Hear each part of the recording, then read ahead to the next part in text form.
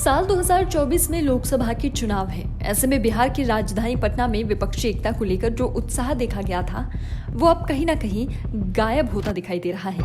क्या आम आदमी पार्टी के अरविंद केजरीवाल की शर्त ने इस एकता को बनाने से पहले ही बिगाड़ दिया है, या विपक्षी दलों की अपनी समस्याओं ने इस एकता की संभावना को झटका दे दिया है?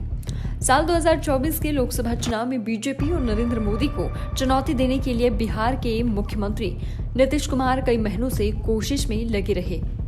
पिछले महीने 23 जून को पटना में 15 विपक्षी दलों की मीटिंग इस लिहाज से एक बड़ी सफलता मानी जा रही थी।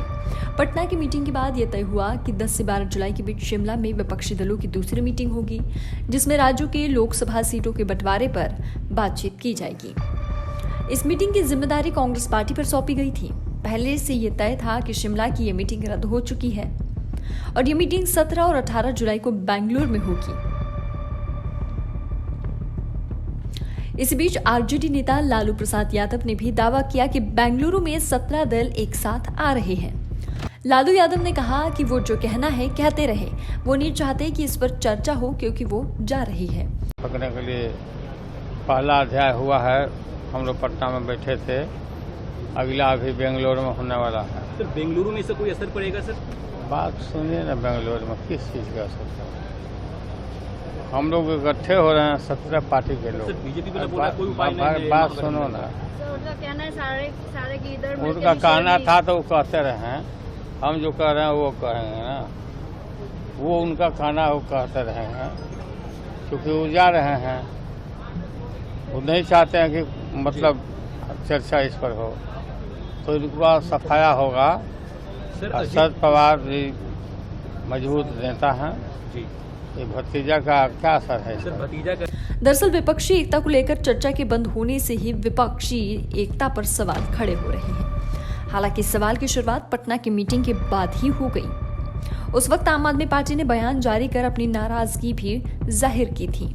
पिछले महीने की 23 तारीख को पटना में हुई मीटिंग के बाद अरविंद केजरीवाल ने ये शर्त रख दी थी कि जब तक कांग्रेस दिल्ली के अध्यादेश से मुद्दे पर अपना रुख सार्वजनिक नहीं करेंगे, तब तक आप ऐसी किसी भी मीटिंग का हिस्सा नहीं बनेंगे जिनमें कांग्रेस भी मौजूद होगी। हालांकि कांग्रेस ने पटना की मीटिंग में दिल्ली के अध्यादेश के मुद्दे पर आम आदमी पार्टी को समर्थन देने की बात कही थी, लेकिन आपका कहना है कि कांग्रेस सार्वजनिक तौर पर इसकी घोषणा करे। अब बेंगलुरु की मीटिंग के पहले भी आम आदमी पार्टी ने इस शर्त को दोहराया है। सबसे पहले आपकी शर्त की बात कर लेते हैं। आम आदमी पार्टी के राज्यसभा सांसद संजय सिंह ने बीबीसी को दिए एक इंटरव्यू में कहा है कि हमारा रुख इस मामले में स्पष्ट है कि कांग्रेस पहले दिल्ली के अध्यादेश के मुद्दे पर हमें समर्थन देने की बात सार्वजनिक तौर पर कहे। हम इंतजार कर रहे हैं कि कांग्रेस अपने समर्थन का घोषणा करे।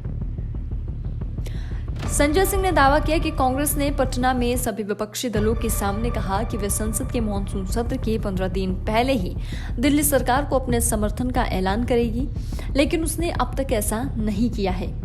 यह एक ऐसा मुद्दा है जिसमें कांग्रेस खुद असमंजस में नजर आती है। इसकी सबसे बड़ी वजह यह है कि राज्य स्तर पर कांग्रेस के कई नेता आम आदमी पार्टी को लेकर सतर्क हैं। आम आदमी पार्टी से दिल्ली, पंजाब, गुजरात जैसे राज्यों में कांग्रेस को बड़ा नुकसान हुआ है, इसलिए कांग्रेस इस मामले में फूंक कर कदम रख रही है। अगर केजरीवाल विपक्षी एकता के गुट से अलग होते हैं तो इसका नुकसान कांग्रेस को दिल्ली, पंजाब, मध्य प्रदेश, राजस्थान, गोवा में हो सकता है, जहां आप कांग्रेस के वोट बैंक को झटका दे सकती हैं।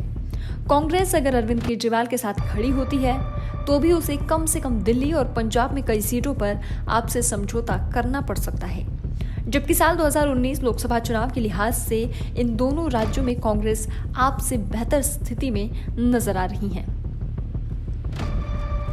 आम आदमी पार्टी और कांग्रेस के अलावा भी कई ऐसे मुद्दे हैं जिनसे विपक्षी एकता की चर्चा अचानक गायब हो गई है। इसमें सबसे बड़ी वजह महाराष्ट्र में एनसीपी में हुई टूट है। एनसीपी के विभाजन के बाद इसका विपक्षी दलों के एक बड़े नेता शरद पवार की ताकत पर असर पड़ा है। वरिष्ठ पत्रकार कहते हैं कि अजित पवार ने एनसीपी से जो बगावत की है उससे असर पड़ा है और एक तरह का संशय पैदा होता है। एनसीपी में टूट से शरद पवार को बड़ा धक्का लगा है। इससे शरद पवार की आवाज भी कमजोर हुई है। हालांकि विपक्षी गुटों में नेशनल कॉन्फ्रेंस के नेता और जम्मू और कश्मीर के पूर्व मुख्यमंत्री अमर अब्दुल्ला ने कहा है कि एनसीपी में जैसी टूट हुई है वे पहली बार नहीं हुई है। इससे पहले मध्य प्रदेश में कांग्रेस को तोड़ा गया, यह सिलसिला पहले से ही चलता आ रहा है।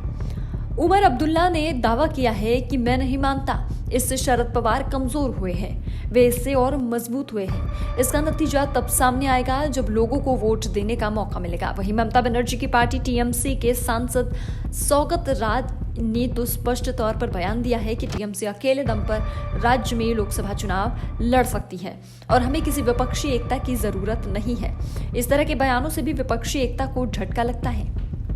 बिहार में भी विपक्षी एकता को लेकर आशंका के बादल मंडरा चुके हैं। इसकी बड़ी वजह लालू प्रसाद यादव के रेल मंत्री रहे कथित लैंड फॉर जॉब घोटाले में सीबीआई की ओर से अपनी चार्जशीट में तेजस्वी यादव का नाम शामिल किया जाना है।